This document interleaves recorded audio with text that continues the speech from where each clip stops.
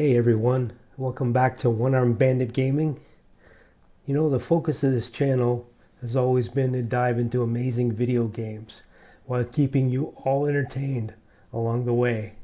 Growing up, I loved watching sports and movies, and I dreamed of being out there with other kids, whether it was on a soccer field, the football pitch, or just goofing around and pretending to be my favorite heroes, Indiana Jones, Luke Skywalker, or Jack Burton. Extra points if you know who that is. Out here been dropping like flies already, and where's that getting us, huh? Nowhere. Fast. You know what old Jack Burton always says at a time like this? Who? Jack Burton. Me. Old Jack always says, what the hell? But my disability didn't make that kind of playtime easy. I couldn't enjoy those simple pleasures of running around with friends like many kids did. That is until I discovered video games. I was instantly hooked, captivated by how they leveled the playing field. In the world of games, I could finally be a hero.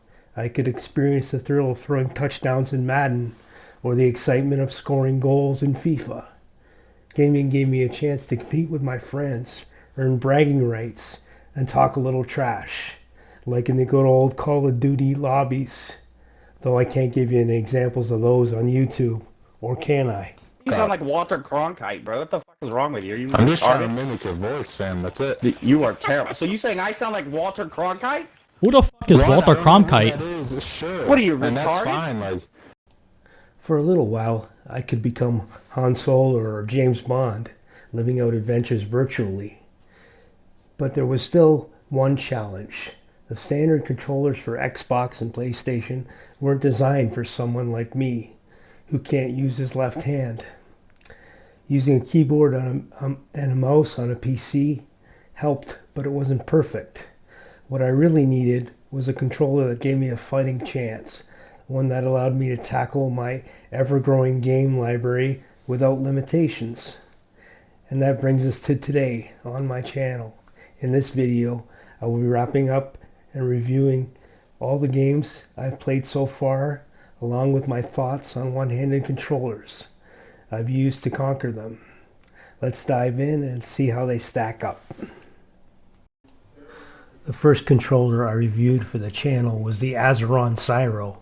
As you can see here on the screen, the Azeron Syro is a one-handed gaming device designed for accessibility. When ordering, you can customize it for either a left-handed or right-handed setup. You have plenty of color options and design options to make it your own. When you place the device on a flat surface like a desk and push it, a sensor underneath acts like a mouse, mimicking the right thumbstick on a standard controller and letting you look around smoothly in-game.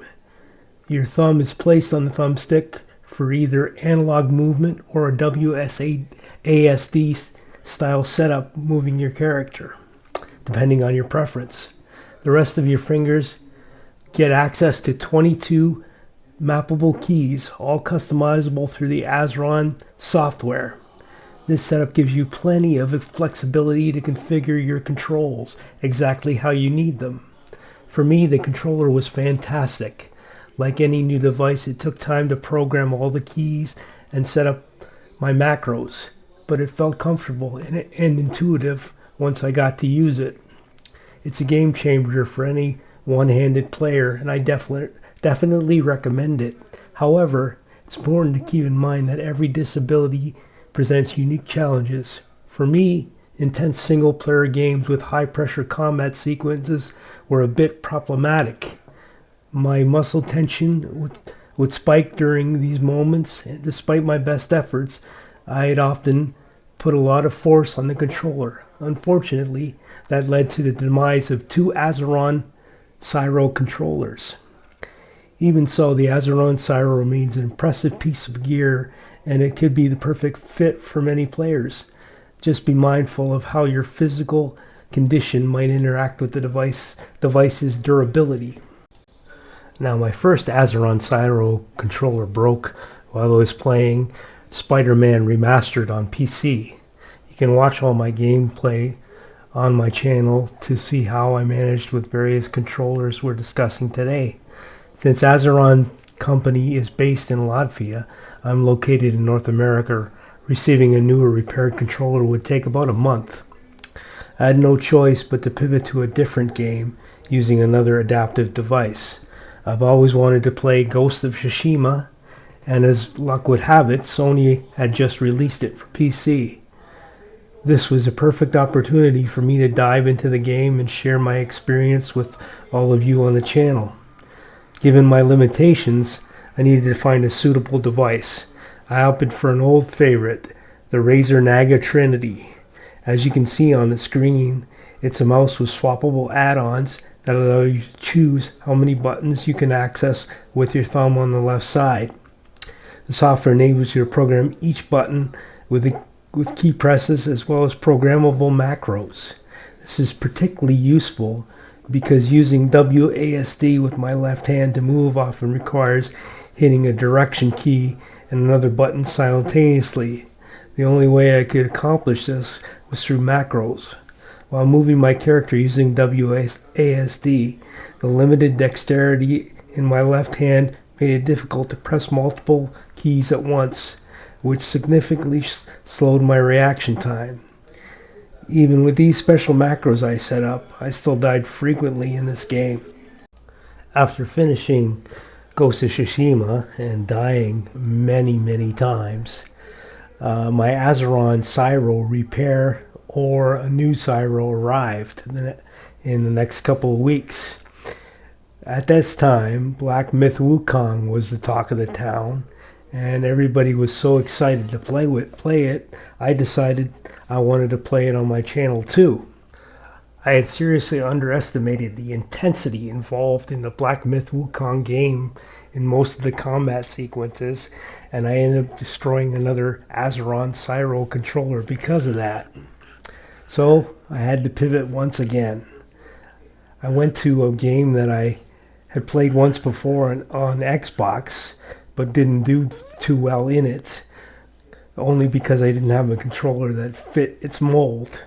I felt like I could play Rise of Son of Rome with the Razer Naga, and that's what I pivoted to. So I opted to play Rise Son of Rome. This was an Xbox One launch title back in the day, and I always wanted to play it because of my Roman ancestry. I love the violence and the gore of the Gladiator movies, so I thought this would be a perfect game to play on my channel. I did pretty well. I enjoyed it, but still, not finding that perfect controller really limited my ability to master the game and be really good at it. Fortunately, a new controller would come around that I could try with my next game. I remember hearing someone ask a gamer why he always preferred playing female characters. His answer was simple. If I'm going to spend hours playing a game and staring at my character's backside the whole time, it might as well be something I enjoy looking at. With that in mind, I decided to bring some classic adventure and a touch of nostalgia back to my channel. Lara Croft, originally brought to life by Angelina Jolie, immediately came to mind. Choosing Tomb Raider as my next game was an easy decision.